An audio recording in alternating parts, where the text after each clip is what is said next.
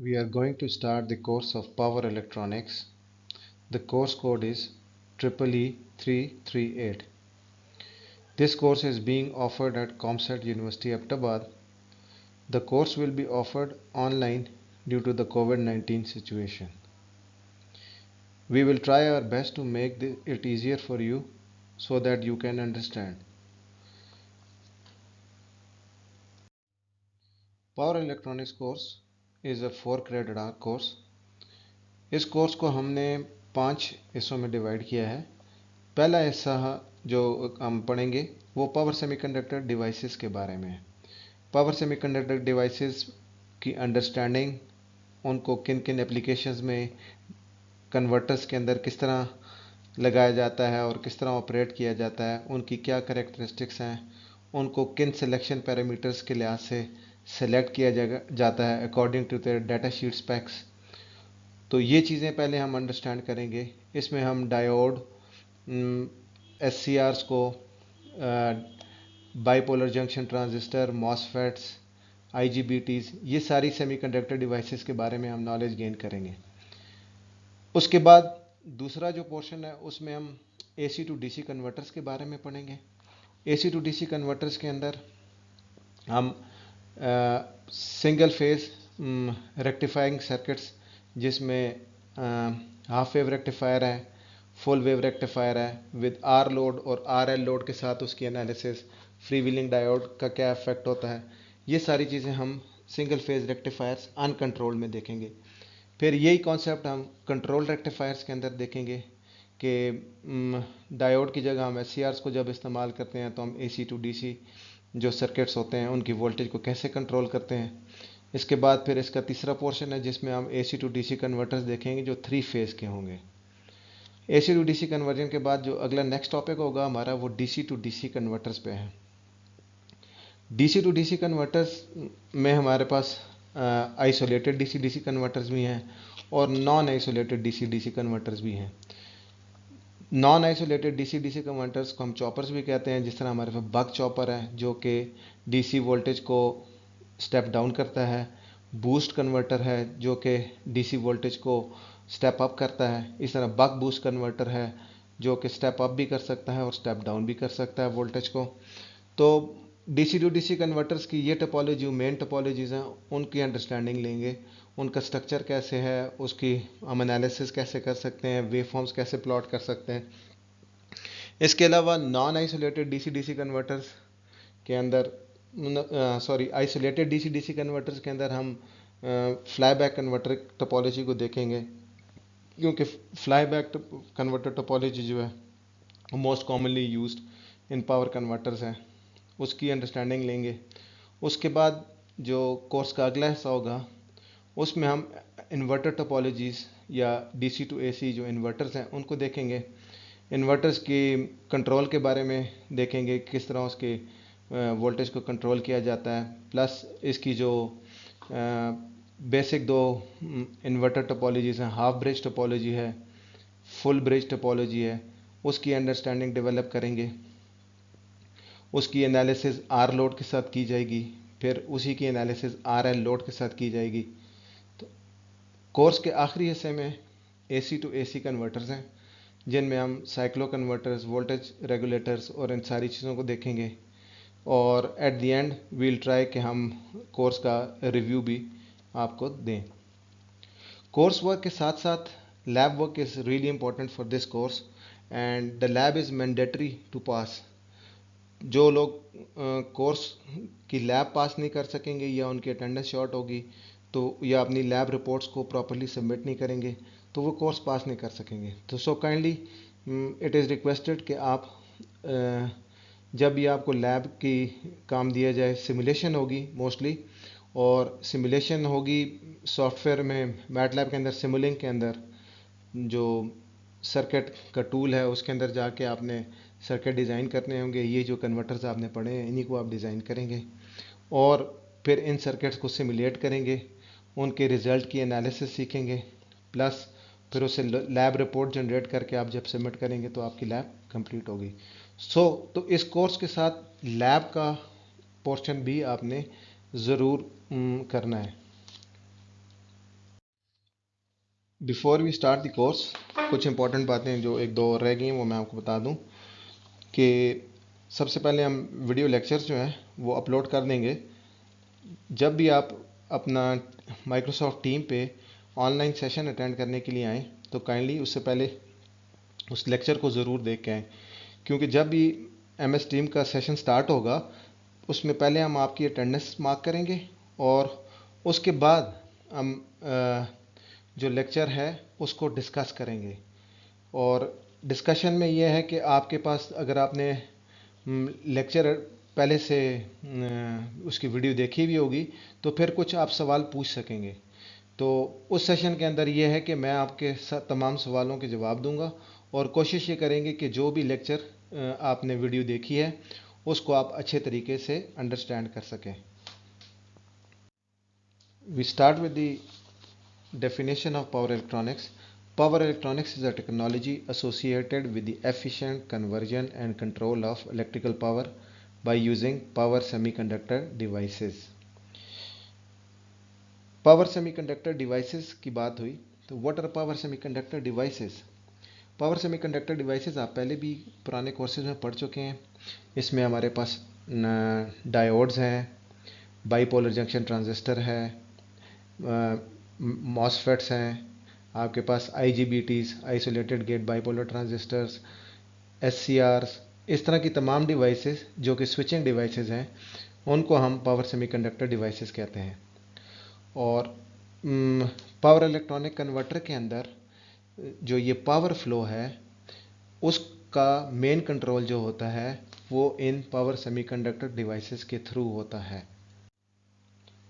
These power electronic converters और switching converters जिनको हम कहते हैं change the voltage current levels from one level to another level, जहाँ पे जो आपकी particular requirements को suit करती हों। The control to control the flow of energy from electrical source to the load is done by use of power semiconductor devices. In this slide, we will try to understand what is a power converter. A converter is a power electronic circuit that converts the voltage or current from one level to another level.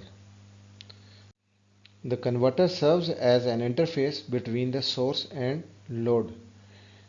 Typical converters जो आपके पास मिलते हैं power electronics के अंदर वो हैं AC to DC, जिनको हम रेक्टिफायर्स भी कहते हैं।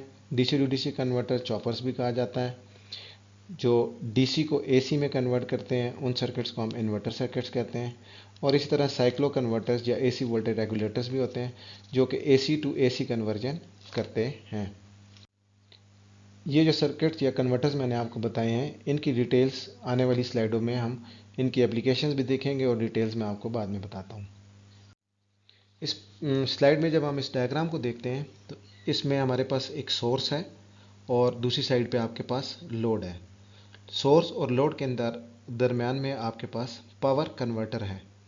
पावर कन्वर्टर का काम ये है कि वोल्टेजेस को जो इनपुट पे आ रही हैं उसको एक आउटपुट पे डिफरेंट लेवल पे कन्वर्ट करना है। फॉर एग्जांपल अगर मैं कहूँ कि ये लैपटॉप अडॉप्टर है तो लोड साइड पे हमें वोल्टेज की रिक्वायरमेंट है 20 वोल्ट्स और सोर्स की साइड पे हमारे पास AC सिग्नल आ रहा है।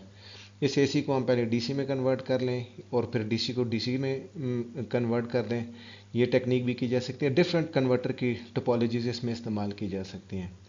अगर आप देखें आउटपुट साइड पे हमारे पास एक कंट्रोलर है जो आउटपुट की वोल्टेज जो हमने मेंटेन करनी है। फॉर एग्जांपल लैपटॉप अडॉप्टर है उसको हमने 20 वोल्ट्स देने हैं तो वो उसको मेजर कर रहा है, उसको हम रेफरेंस वोल्टेज के साथ कंपेयर करेंगे। तो ये जो कंट्रोलर लगा हुआ है कंट्रोलर सर्किट क्या करेगा, ये आपके सिग्नल्स जनरेट करेगा। किसके लिए? इस पावर इलेक्ट्रॉनिक्स कन्वर्टर के लिए। इस पावर इलेक्ट्रॉनिक्स कन्वर्टर के अंदर आपके पास सेमीकंडक्टर डिवाइसेस स्विचेस लगी होंगी, फॉर एग्जांपल मॉसफेट्स लगी हैं। तो मॉसफेट्स के जो गेट सिग्नल्स हैं वो इस कंट्रोलर के थ्रू कंट्रोल होंगे और जब वो इस कंट्रोलर के थ्रू वो कंट्रोल होंगे तो वो पावर फ्लो को कंट्रोल करेगा फ्रॉम सोर्स टू लोड। ये जितने भी पावर कन्वर्टर्स हैं ये डिफरेंट पावर लेवल्स के अंदर डिज़ाइन किए जा सकते हैं, starting from milli watts, megawatts to gigawatts, depending upon the application आप किस जगह पे इस कन्वर्टर को इस्तेमाल कर रहे हैं। पावर इलेक्ट्रॉनिक कन्वर्टर्स या power electronics is going in new kind of industrial revolution because of its role in energy conservation, renewable energy systems के अंदर जब हम इनको इंटीग्रेट करते हैं, या हम बात करें कि एनर्जी स्टोरेज सिस्टम्स के अंदर।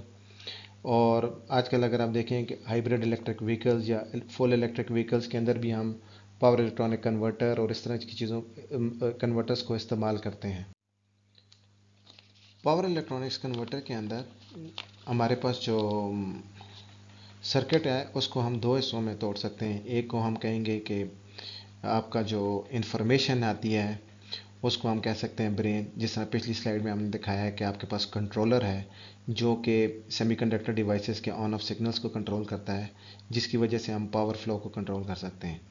और जो कन्वर्टर की टोपोलॉजी हम इस्तेमाल करते हैं, फॉर एग्जांपल हमने हाफ ब्रिज इन्वर्टर लगाया है, फुल ब्रिज इन्वर्टर लगाया है, या कोई डीसी टू डीसी कन्वर्टर लगाया है, वो जो सर्किट है हम उसको इसमें पावर इलेक्ट्रॉनिक सर्किट को हम कहेंगे कि वो मसल है। और जो आपके पास जो कंट्रोलिंग सर्किट है वो आपके पास ब्रेन ऑफ द सर्किट है। जितनी भी सक्सेस हुई है पावर इलेक्ट्रॉनिक्स के अंदर, उसके अंदर सेमीकंडक्टर डिवाइसेस के अंदर जितनी भी हमने तरक्की की है, या जब जब नई नई डिवाइसेस आई हैं उन्होंने पुरानी डिवाइसेस को टेक ओवर किया और हाई ब्लॉकिंग वोल्टेज की पावर सेमीकंडक्टर डिवाइसेस बन गई हैं। उसकी वजह से पावर इलेक्ट्रॉनिक्स कन्वर्टर के अंदर काफ़ी अच्छी सक्सेस हुई है, जिसकी वजह से हमें इन कन्वर्टर्स के अंदर जो एफिशिएंसी है वो काफ़ी हाई मिलती है। और ये जितने भी कन्वर्टर्स होते हैं ये काफ़ी रिलायबल कन्वर्टर्स हैं। इनका कंट्रोल जो है स्टेबिलिटी के लिहाज से देखें तब भी ठीक है। और जब भी हम इन कन्वर्टर्स के अंदर स्विचिंग फ्रीक्वेंसी को हाई स्विचिंग फ्रीक्वेंसी पे इन कन्वर्टर्स को चलाएंगे तो उससे हमें एक फ़ायदा ये हासिल होगा कि हमारे कन्वर्टर का साइज़ जो है वो छोटा हो जाएगा। इसके अलावा कॉस्ट पे हम देखते हैं, लेकिन ये सारी की सारी चीज़ें अगर हम अचीव करना चाहें तो सारी की सारी चीज़ें इकट्ठी हासिल करना मुश्किल है। इसमें काफ़ी सारे ट्रेड ऑफ करने पड़ते हैं। फॉर एग्ज़ाम्पल अगर आप बात करें कॉस्ट के लिहाज से, अगर आपने बनाना है सर्किट, तो अगर आपने उसको एफिशिएंट बनाना है तो एफिशिएंसी के लिए लाजमी है कि हम उसके अंदर अच्छी पावर सेमीकंडक्टर डिवाइसेस इस्तेमाल करें, लेकिन हमें फिर कॉस्ट पे कॉम्प्रोमाइज़ करना पड़ेगा। जब हम अच्छी डिवाइसेस इस्तेमाल करेंगे तो उनकी हीट डिसिपेशन कम होगी, जिसकी वजह से कन्वर्टर का साइज़ छोटा हो जाएगा क्योंकि हमें हीट सिंक छोटी इस्तेमाल करनी पड़ेगी। तो कहने का मकसद ये है कि जितनी भी फैक्टर्स आएंगे आगे, जब कोर्स आप इस अंडरस्टैंड करते जाएंगे तो आप देखेंगे कि डिफरेंट चीज़ों का डिफरेंट जगहों पे आपको डिज़ाइन के अंदर ट्रेड ऑफ करना पड़ता है। Power electronics is currently one of the most active discipline in power engineering। अगर हम देखें कि पावर इलेक्ट्रॉनिक्स को, तो ये मल्टीपल डिसिप्लिन्स का एक एमलगम है, जिसको आप कह सकते हैं कि मतलब सारी जब जो लोग इस फील्ड में काम करते हैं उनको काफ़ी सारे डिफरेंट मल्टीपल डायमेंशंस में काम करना पड़ता है। फॉर एग्ज़ाम्पल उनको कुछ सेमीकंडक्टर टेक्नोलॉजीज़ या सेमीकंडक्टर डिवाइसेस के बारे में नॉलेज भी होता है। कंट्रोल जो उसका कंट्रोल पार्ट है उस पर भी काम कर सकते हैं, और इस तरह कन्वर्टर साइड पे भी आप देख सकते हैं। अगर मैं बात करूं कि इस कोर्स को पढ़ने के बाद जब आप अपने एमएस या पीएचडी के काम के लिए जाएं या एमएस करने के लिए जाएं, तो इस फील्ड के अंदर आप काफ़ी सारा अच्छा अपना एमएस थीसिस का काम भी कर सकते हैं। अगर हम देखें कि इसको हमने मेन पावर इलेक्ट्रॉनिक्स को अगर देखें इन्होंने मेन 3 हिस्सों में किया है। अगर आप सिर्फ सेमीकंडक्टर डिवाइस टेक्नोलॉजी पे काम करना चाहते हैं तो डिवाइस लेवल पे भी आप काम कर सकते हैं, उसके ड्राइव सर्किट्स पे, जो कि मतलब फॉर एग्जांपल आपके कन्वर्टर डिज़ाइन हुए हैं उसके जो जो पावर सेमीकंडक्टर डिवाइसेस हैं उनकी ड्राइव सर्किटरी है उन पे भी, उसकी प्रोटेक्शंस पे, उसकी हीट सिंक साइजिंग, जितनी अच्छी डिवाइस इस्तेमाल करेंगे, जितनी फास्ट डिवाइस इस्तेमाल करेंगे, तो उस लिहाज से अगर आपका कन्वर्टर की एफिशिएंसी इंप्रूव हो रही है तो हीट सिंक का साइज़ भी छोटा होगा। तो मतलब आप इस एरिया में भी अपनी रिसर्च को आगे लेके जा सकते हैं। उसके अलावा अगर आप देखें जो इसकी कंट्रोल टोपोलॉजीज़ हैं, जो जिसके अंदर डिफरेंट किस्म के माइक्रो प्रोसेसर सर्किट्स इस्तेमाल हो सकते हैं, कंट्रोलर इस्तेमाल होते हैं, उनकी एफिशिएंसीज को इम्प्रूव करना और सिमुलेशंस बनाना उनकी, मतलब कंट्रोल एरिया के में भी आप काफ़ी सारा पावर इलेक्ट्रॉनिक्स के अंदर काम कर सकते हैं। इसी तरह कन्वर्टर की टोपोलॉजीज़ पे अगर आप काम करना चाहें, सर्किट्स पे काम करना चाहें और उनकी जो मैग्नेटिक कंपोनेंट्स हैं उनको किस तरह ऑप्टिमाइज़ किया जाता है, तो ये बहुत सारा बड़ी अच्छी फील्ड है जिसमें आप आगे रिसर्च के लिहाज से भी देखा जाए तो आप काफ़ी एक्सेल कर सकते हैं। इस स्लाइड पे हम देखेंगे कि एक पावर कन्वर्टर में क्या खूबियाँ होनी चाहिए। एक स्विचिंग कन्वर्टर की जो है एनर्जी एफिशिएंसी जो है वो ज़्यादा होनी चाहिए, बिकॉज़ कि हम उसमें जो पावर सेमीकंडक्टर डिवाइसेस इस्तेमाल करते हैं वो सिर्फ ऑन या ऑफ स्टेट में इस्तेमाल करते हैं, तो वो पावर लीनियर रीजन के अंदर क्योंकि हम उसको ऑपरेट नहीं करते, इसलिए पावर लॉस उन डिवाइसेस में कम होगा, तो ओवरऑल कन्वर्टर की एफिशिएंसी ज़्यादा होगी। और ये जो कन्वर्टर हम डिज़ाइन करेंगे it should be reliable circuit और रिलायबिलिटी फैक्टर उसमें होना चाहिए, इसका डायनेमिक रिस्पांस जो है वो फास्ट होना चाहिए, क्योंकि इसमें क्योंकि मैकेनिकल स्विचेस या इलेक्ट्रोमैग्नेटिक मैकेनिकल स्विचेस इस्तेमाल नहीं करते, इसलिए मेंटेनेंस के इश्यूज भी कम हैं। पे बैक टाइम के लिहाज से अगर बात करें तो इनिशियली अगर आपने कन्वर्टर डिज़ाइन किया है, उसमें आपने अच्छे कंपोनेंट्स लगाए हैं, कुछ किया है, तो इनिशियली आपने उसकी कॉस्ट तो ज़्यादा पे की है, बट ये है कि अगर आपका सर्किट एनर्जी एफिशिएंसी के लिहाज से या एफिशिएंसी के लिहाज से अच्छा है तो over the long period of time वो आपको पे बैक कर जाएगा आपके यूटिलिटी बिल्स के लिहाज से, क्योंकि जो सर्किट आप इस्तेमाल कर रहे हैं वो हाईली एफिशिएंट है। स्विचिंग कन्वर्टर्स का अगर देखा जाए तो हम एक और जो फ़ायदा देखते हैं that is their increase power density. Power density का मतलब है कि amount of power per unit volume जो है तो वो हम ज़्यादा ट्रांसफ़र कर सकते हैं, तो छोटे से कन्वर्टर से हम ज़्यादा पावर ट्रांसफ़र कर सकते हैं। इसके अलावा अगर हम देखें तो advances in the power semiconductor devices has result in low cost. So अगर जितनी जितनी हमारी सेमीकंडक्टर डिवाइस टेक्नोलॉजी के अंदर इम्प्रूवमेंट आ रही है, नई से नई डिवाइस आ रही है, तो कॉस्ट फैक्टर को भी लो हो रहा है, क्योंकि अच्छी डिवाइसेस जो बन रही हैं उनकी मास प्रोडक्शन अगर हो रही है तो कॉस्ट उस लिहाज से कम होती जा रही है। और इन स्विचिंग कन्वर्टर्स के अंदर पावर सेमीकंडक्टर डिवाइसेस की कॉस्ट भी बड़ी मैटर करती है।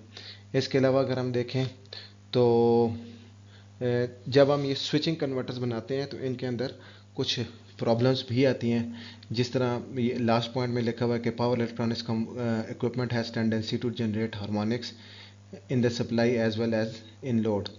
तो जब हम स्विचिंग कन्वर्टर बनाएंगे और high rate of change of voltage होगी या high rate of change of current होगी, कि हाई स्विचिंग स्पीड पे जब हम इनको ऑपरेट करेंगे तो उससे क्या होगा कि हमारे पास ईएमआई प्रोड्यूस होगी, इलेक्ट्रोमैग्नेटिक इंटरफेरेंस होगी, हार्मोनिक्स क्रिएट होंगे, और उन हार्मोनिक्स को ख़त्म करने के लिए फिर हमें एक्स्ट्रा फिल्टर्स और इस तरह की चीज़ें इस्तेमाल करनी पड़ेंगी। इस स्लाइड पे हम डिफरेंट पावर कन्वर्टर्स को देखेंगे। जैसे कि हम अगर देखें ये पहले अनकंट्रोल्ड एसी टू डीसी है, और AC to DC uncontrolled AC to DC को हम रेक्टिफायर भी कहते हैं, अनकंट्रोल्ड रेक्टिफायर, तो जो कि कन्वर्ट करता है सिंगल फेज़ एसी या 3 फेज़ एसी को डीसी के अंदर। और इसकी जो यूजेज होती है, जिस तरह इसके आगे लिखा हुआ है कि DC source for power electronic converters, के हम स्विचिंग कन्वर्टर के अंदर पहली स्टेज में जब एसी को डीसी में कन्वर्ट कर देते हैं, वो डीसी जो है ना, वो हमारे कन्वर्टर के लिए एज एन इनपुट सोर्स इस्तेमाल होती है, और उस डीसी को हम स्टेप अप स्टेप डाउन करके रिक्वायर्ड एप्लीकेशन के मुताबिक उसको कन्वर्ट कर देते हैं।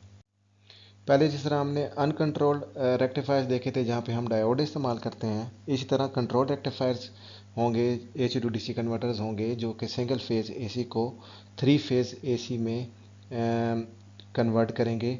लेकिन that will be a variable DC, क्योंकि हम जो इसका कंट्रोल हासिल कर रहे हैं वो विद इन द कन्वर्टर, जो सेमी कंट्रोल डिवाइस जिस तरह हमारे पास है एससीआर, उसको इस्तेमाल करके हासिल कर रहे हैं। इसको हम अप्लाई कर सकते हैं जैसे डीसी मोटर की स्पीड को कंट्रोल करते हैं फ्रॉम एसी सोर्स। इस तरह अगली कैटेगरी अगर हम देखें तो that is DC to DC converters या डीसी चॉपर्स कह सकते हैं उनको, जिसमें हम एक फिक्स डीसी लेवल को स्टेप अप भी कर सकते हैं, स्टेप डाउन भी कर सकते हैं। कुछ कन्वर्टर्स ऐसे हैं जो कि एक ही कन्वर्टर के अंदर स्टेप अप स्टेप डाउन भी करते हैं। तो ये कन्वर्ट करते हैं फिक्स डीसी वोल्टेज लेवल को वेरिएबल डीसी वोल्टेज में। तो इसका इस्तेमाल हम इस तरह के डीसी मोटर की स्पीड को कंट्रोल करने के लिए स्विचिंग पावर सप्लाईज के अंदर, जैसे लैपटॉप अडॉप्टर्स हैं, डीवीडी प्लेयर्स हैं, इनकी जो पावर सप्लाईज आती हैं, टेलीकॉम इक्विपमेंट के साथ पावर सप्लाईज आती हैं, इन सब के अंदर हम इसको इस्तेमाल कर सकते हैं। इसके बाद इस कन्वर्टर को मैं डिस्कस कर रहा हूँ, that is AC voltage controller.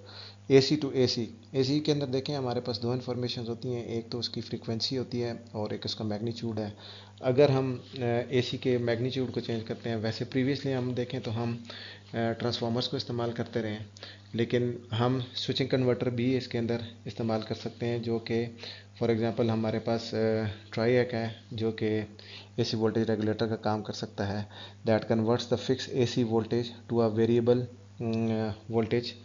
और इसके अलावा अगर देखा जाए इसकी एप्लीकेशन, जिस तरह हमारे पास लाइट डिमर सर्किट्स हैं, फ़ैन की स्पीड को कंट्रोल कर सकते हैं, और इसी तरह इस किस्म के सर्किट्स के अंदर जब हम इसको इस्तेमाल करते हैं तो हम उसको AC to AC voltage controller कहते हैं। अगर हम अब इन्वर्टर्स की बात करें तो उसमें इन्वर्टर जो होते हैं वो डीसी को एसी में कन्वर्ट करते हैं, और एक फिक्स डीसी वोल्टेज को आप सिंगल फेज एसी में भी और थ्री फेज एसी में भी कन्वर्ट कर सकते हैं। तो अगर आजकल के हालात में देखा जाए तो जो इन्वर्टर्स हैं वो आपके रिन्यूएबल इंटीग्रेशन के अंदर, जैसा रिन्यूएबल सोर्सेज को इंटीग्रेट करते हैं सिस्टम के अंदर, उसके अंदर काफ़ी सारा उसका इस्तेमाल है।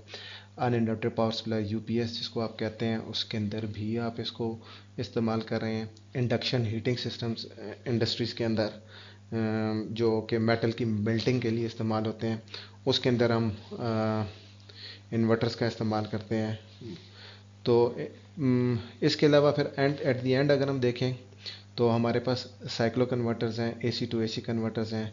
जिस तरह पीछे हमारे पास एसी वोल्टेज रेगुलेटर्स थे जो कि एसी के मैग्नीट्यूड को चेंज कर रहे थे, इसमें हम क्या करते हैं कि फ्रीक्वेंसी को चेंज कर देते हैं, और speed control for AC Motors के अंदर इस्तेमाल होगा। ये हमारे पास जितने भी कन्वर्टर्स हैं इनको हम इन डिटेल जब हम इस कोर्स की आगे चलते जाएंगे तो हम वन बाय वन इन सारी की सारी कैटेगरीज़ को अंडरस्टैंड करेंगे और डिफरेंट सर्किट्स देखेंगे जो कि हमें इन सर्किट्स के बारे में अच्छी अंडरस्टैंडिंग देंगे। ये जो पीछे हमने अभी क्लासिफिकेशन देखी, उसी को बात को हम आगे बढ़ा रहे हैं। तो अगर हमारे पास ये सर्किट देखा जाए तो इनपुट पे आपके पास वोल्टेज सोर्स के लिहाज से इनपुट पे एसी आ रही है, और ये कन्वर्टर जो है आपको आउटपुट पे डीसी सप्लाई कर रहा है। Although there are lot of ripples, और इन रिपल्स को हम रिमूव कर सकते हैं फिल्टरिंग करके। तो this kind of a circuit is called rectifier. और इसमें जो है every power is transferred from AC source to the DC load. इस किस्म के कन्वर्टर्स आपके यूपीएस की बैटरी चार्जिंग के सर्किट्स में इस्तेमाल होते हैं।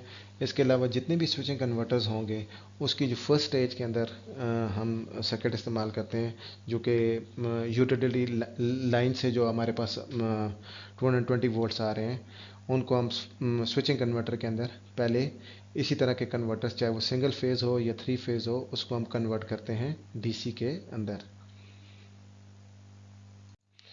इस तरह के सर्किट्स आप पहले भी अपनी जो प्रीवियस कोर्स पढ़ चुके हैं उसमें आपने देखे होंगे। जैसे कि आपने हाफ वेव रेक्टिफायर देखा होगा, जहाँ पे हम एक डायोड इस्तेमाल करते हैं, और इस तरह फुल वेव रेक्टिफायर सर्किट है जिसमें सेंटर टैप ट्रांसफार्मर के साथ भी है, फुल आपका ब्रिज रेक्टिफायर भी है, जिसमें आपके पास आपको जो आउटपुट वेव फॉर्म मिलती है उसमें आपको 2 पल्सेस मिलती हैं। इस तरह अगर हम उसमें बात करें 3 फेज़ के अंदर, तो आपको 3 पल्स और 6 पल्स, इस तरह 48 पल्स, 12 पल्स, 24 पल्स, इस तरह के रेक्टिफायर्स मिलेंगे, जिनकी ओवरऑल जो है आपका जो आउटपुट लेवल होगा वो हाई होगा। तो और फिल्टर्ड आउटपुट मिलेगी आपको जितने आप पल्स बढ़ाते जाएंगे। तो इस तरह के सर्किट्स को जो है ना हम स्विचिंग कन्वर्टर की जो फर्स्ट स्टेज है उसके अंदर इस्तेमाल करेंगे। इस स्लाइड में हम देख सकते हैं ये जो फिगर नीचे दी हुई है, इसकी लेफ़्ट साइड पे हमारे पास इनपुट अनरेगुलेटेड डीसी है, और इसको हम डीसी टू डीसी कन्वर्ट करते हैं एक स्पेसिफिक लेवल पे, अपनी अकॉर्डिंग टू द रिक्वायरमेंट्स इसको हम चेंज करते हैं किसके अंदर, दूसरे डीसी लेवल के अंदर। फॉर एग्जांपल इधर ये दिया हुआ है कि 5 वोल्ट अगर आपके पास इनपुट पे आ रहे हैं और उसको आप 12 वोल्ट करना चाह रहे हैं, तो you can use a DC to DC converter, जो कि अगर स्टेप अप कर रहा है तो उस तरह के कन्वर्टर को हम बूस्ट कन्वर्टर कहेंगे। सिंपल, जो कि लेफ़्ट साइड पे जो देखें, जो कन्वर्टर टोपोलॉजी है उसमें ट्रांसफार्मर इस्तेमाल नहीं हुआ। तो इसके अलावा जो आपके राइट साइड पे ये फिगर नज़र आ रही है, जिसके अंदर अगर आप देखें तो एक ट्रांसफार्मर भी इस्तेमाल हुआ है। तो ऐसी टोपोलॉजीज डीसी टू एसी किया हुआ है, फिर एसी टू एसी उसमें कन्वर्जन करके फिर दोबारा डीसी में कन्वर्ट किया हुआ है। और अगर हम देखें तो डीसी डीसी कन्वर्टर्स को हम दो बड़ी कैटेगरीज में तोड़ सकते हैं, जिसमें आपके पास आइसोलेटेड डीसी डीसी कन्वर्टर्स हैं और non isolated DC DC converters हैं। नॉन आइसोलेटेड जो आपके पास डीसी डीसी कन्वर्टर्स हैं उसमें आपके पास बक कन्वर्टर है, बूस्ट कन्वर्टर है, बक बूस्ट कन्वर्टर है, चुक कन्वर्टर है। इस तरह अगर आप दूसरी टोपोलॉजीज़ की बात करें जो आइसोलेटेड, जिसके अंदर ट्रांसफार्मर इस्तेमाल हुआ है, उसमें हम फ्लाई बैक टोपोलॉजी हो सकती है, फॉरवर्ड कन्वर्टर हो सकता है, हाफ ब्रिज को भी इस्तेमाल किया जा सकता है।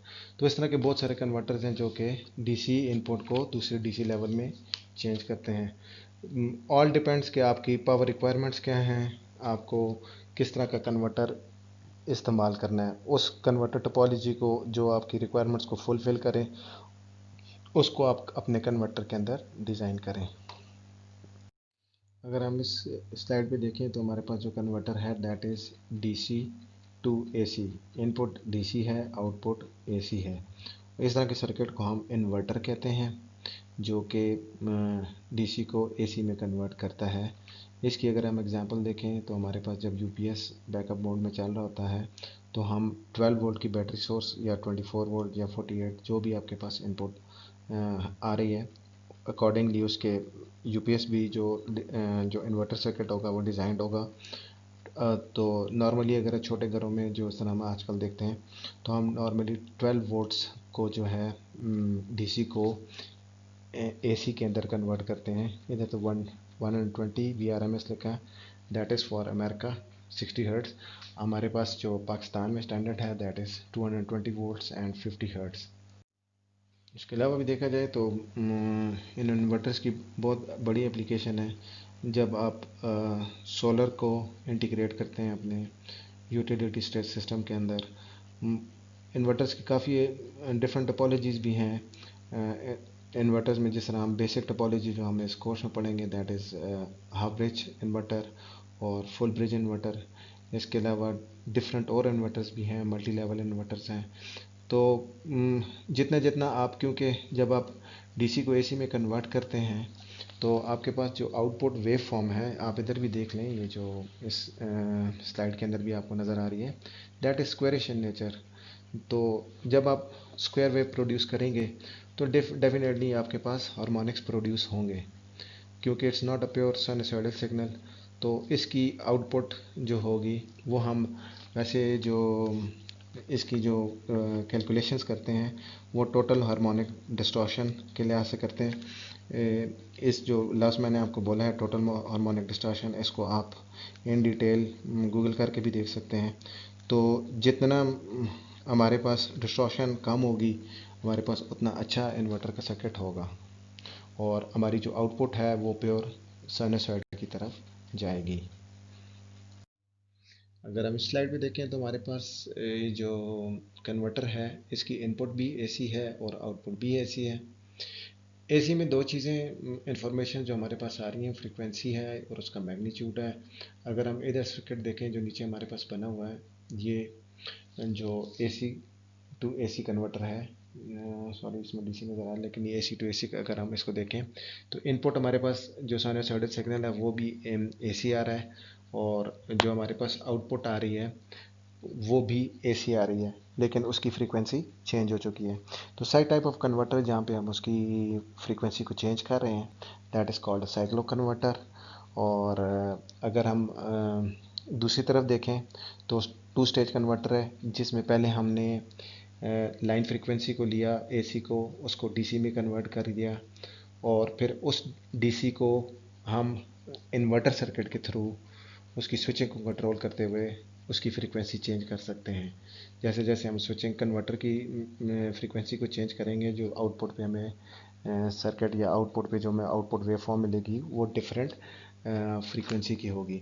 इसके अलावा एसी टू एसी कन्वर्जन और एसी वोल्टेज रेगुलेटर्स भी हो सकते हैं। जिस तरह हम अगर देखें ट्राईएक एक डिवाइस है जो कि आपके ये जो फ़ैन की स्पीड को कंट्रोल करते हैं उसके अंदर इस्तेमाल होती है। आप देखें पुराने ज़माने में अगर हम देखें तो पुरानी वो जो पुराने घरों में वो जो वोल्टेज ड्रॉप की जाती थी वो रेजिस्टिव वोल्टेज सर्किट्स होते थे कि जब आप फ़ैन की स्पीड को चेंज करते थे तो आप उसकी रेजिस्टेंस को चेंज करते जाते थे और उस क्योंकि हीट उस काइंड ऑफ सर्किट में हीट ज़्यादा डेसिपेट होती थी, इसीलिए आपको उस तरह के सर्किट्स के अंदर बड़ी हीट सिंक या वो जो फ़ैन का रेगुलेटर जो पुराने अगर आपने देखे हो तो वो बहुत बड़े बड़े नज़र आते थे। तो आजकल ये जो फ़ैन रेगुलेटर लगा हुआ है जो आपके फैंसी घरों में लगा हुआ है, छोटा सा स्मार्ट सा, वो उसको आप ऐसे घुमाते हैं और वो फ़ैन की स्पीड को वेरी कर रहा होता है। इसके अंदर पावर सेमीकंडक्टर डिवाइस लगी हुई है जिसको हम ट्राईएक कहते हैं, जो कि एसी की वोल्टेज को दोनों साइकिल्स के अंदर कंट्रोल करती है और जिससे आप स्पीड को वेरी करते हैं। ये जो अब स्लाइड आप देख रहे हैं इसके अंदर हम पावर इलेक्ट्रॉनिक्स के जो एप्लीकेशन है, किस किन एरिया में पावर कन्वर्टर्स इस्तेमाल होते हैं, वो सारी चीज़ें देखते हैं। जिसमें आपके पास रेफ्रिजरेटर्स, फ्रीज़र्स हैं, इनकी जो पावर सप्लाईज़ हैं वो सारी पावर इलेक्ट्रॉनिक कन्वर्टर्स हैं। इसके अलावा जो आपकी लाइटिंग है, ये जो आजकल आप घरों में देखते हैं जो आपके पास स्मार्ट एलईडी लाइट्स हैं, इसमें भी आपके पास कन्वर्टर्स लगे हुए हैं। इसके अलावा एयर कंडीशनिंग सिस्टम्स जो हम रिसेंटली नए देखते हैं, हम उसमें देखते हैं कि सारी इन्वर्टर टोपोलॉजी इन्वर्टर्स लगे हुए हैं। और इसके अलावा कमर्शियली तौर पे भी जो जिस तरह फॉर एग्जांपल आपके कंप्यूटर इक्विपमेंट्स हैं उनके अंदर पावर सप्लाईज हैं, यूपीएस हैं, एलिवेटर की जो मोटर्स हैं उनकी जो ड्राइव्स हैं, ये सारी की सारी जो हैं ये पावर इलेक्ट्रॉनिक कन्वर्टर्स से डिज़ाइन हुई हुई हैं। अब अगर नेक्स्ट स्लाइड में चले जाएं, इसमें भी हम पावर इलेक्ट्रॉनिक कन्वर्टर्स का काफ़ी रोल है H V D C high voltage DC transmission में, क्योंकि कन्वर्टर स्टेशंस की आपको ज़रूरत है। इस तरह आपके पास विंड और फोटोवोल्टेइक सिस्टम्स जो हैं उसके अंदर इंटीग्रेट करने के लिए आपको पावर इलेक्ट्रॉनिक्स कन्वर्टर सिस्टम चाहिए होंगे। आपके पास जो एनर्जी स्टोरेज डिवाइसेस सिस्टम्स हैं उनकी भी उनके साथ हमारे साथ सारे जो कंट्रोल है वो भी हम पावर इलेक्ट्रॉनिक कन्वर्टर्स के थ्रू करते हैं। एरोस्पेस टेक्नोलॉजी के अंदर हम इसको इस्तेमाल करते हैं। अगर हम किसी एरोप्लेन की पावर सप्लाईज़ की बात करें तो वो सारी की सारी वहाँ पे जो स्टैंडर्ड यूज़ होता है वो 400 हर्ट्ज़ है। नॉर्मल हमारे पास जो ग्राउंड पे है वो जो लाइन हमारे पास वोल्टेज आ रही है वो 50 या 60 हर्ट्ज़ है। तो उस जो एरोप्लेन्स के अंदर जो स्टैंडर्ड 400 हर्ट्ज इसीलिए रखा है कि वहाँ पे जितनी भी पावर सप्लाईज हैं, क्योंकि जो एरिया है उस कंस्ट्रेंट्स की वजह से उस स्टैंडर्ड ने 400 हर्ट्ज रख दिया है, ताकि जो आपके पास पावर सप्लाई डिज़ाइंस हों वो इंस्टेड ऑफ 50 हर्ट्ज 400 हर्ट्ज पे हों, और जितनी भी आपके पास उसकी मैग्नेटिक्स हैं, फिल्टर्स हैं, उस लिहाज से वो ऑप्टिमाइज़ हो जाते हैं और छोटे हो जाते हैं। तो इसके अलावा टेलीकम्युनिकेशन इक्विपमेंट्स के अंदर, बैटरी चार्जर्स के अंदर, सब के अंदर हम पावर इलेक्ट्रॉनिक कन्वर्टर्स को इस्तेमाल करते हैं। This is last slide for today's lecture, और इसमें हम देखते हैं कि ट्रेंड्स क्या चलते हैं दुनिया के अंदर। It is estimated that in developed countries now 60% of the electric energy go through some kind of power electronic converter before it is finally use. तो पावर कन्वर्टर्स जो है ना, हमारी हर चीज़ में इस्तेमाल होते हैं। अगर आप फ़ोन चार्ज करें, लैपटॉप चार्ज करें, सब कुछ करें, तो इनके साथ आपने देखे होंगे पावर कन्वर्टर्स लगे हुए थे। आज से अगर 10 साल 15 साल पहले चले जाएं तो ये सारी की सारी पावर सप्लाईज काफ़ी बड़ी होती थी, लेकिन जब से हम इनके अंदर इनको हमने स्विचिंग कन्वर्टर्स बनाया है, तो ये सारी की सारी जितने भी कन्वर्टर्स हैं इनका साइज़ बहुत छोटा हो गया है। इस लिहाज से जो है टेक्नोलॉजी जितनी जितनी आगे जाती जा रही है, हम पावर इलेक्ट्रॉनिक कन्वर्टर्स को अपनी लाइफ के अंदर उतना ज़्यादा इस्तेमाल करते हैं। ये सेकंड पॉइंट जो है ये हम पहले भी डिस्कस कर चुके हैं कि पावर असेंबली जो हमारे पास कन्वर्टर्स हैं, ये हाई वोल्टेज डीसी ट्रांसमिशन के अंदर, इसका हमारे पास एनर्जी स्टोरेज सिस्टम्स के अंदर, हाइब्रिड इलेक्ट्रिक व्हीकल्स के अंदर, माइक्रो ग्रिड्स के अंदर, सब के अंदर जो है इस किस्म के कन्वर्टर इस्तेमाल हो रहे हैं। पावर इलेक्ट्रॉनिक्स से हमें जो मेजर फ़ायदा हासिल हो रहा है कि उससे हमारे पास जितनी भी पावर सप्लाईज हैं उनकी परफॉर्मेंस बहुत बेहतर हो रही है, एफिशिएंसी इंक्रीज़ कर रही है। कॉस्ट की तरफ हम कोशिश कर रहे हैं कि कम से कम कॉस्ट में अच्छे से अच्छी सप्लाई बनाएं, रिलायबिलिटी फैक्टर को इम्प्रूव करें। इसके अलावा जो डिज़ाइन को हैं हम ऑप्टिमाइज़ करके छोटे से छोटा बनाएं, हीट सिंक साइज़ को कम करें, और उस जितने भी कन्वर्टर्स हैं उनके कंट्रोल को बेहतर से बेहतर बनाया जाए, ताकि जितने हमारी, क्योंकि एफिशिएंसी ज़्यादा होगी, एनर्जी सेविंग होगी। और इसके अलावा जो एस्पेक्ट आजकल बड़ा इम्पोर्टेंट है, दैट इज़ एनवायरमेंटल। तो हम देखते हैं कि जितनी भी हम इसमें चीज़ें इस्तेमाल करते हैं या वो इक्विपमेंट इस्तेमाल करते हैं, उसका एनवायरनमेंट पे कोई बुरा इफ़ेक्ट ना हो। Thank you very much for listening the first introduction lecture. Thank you.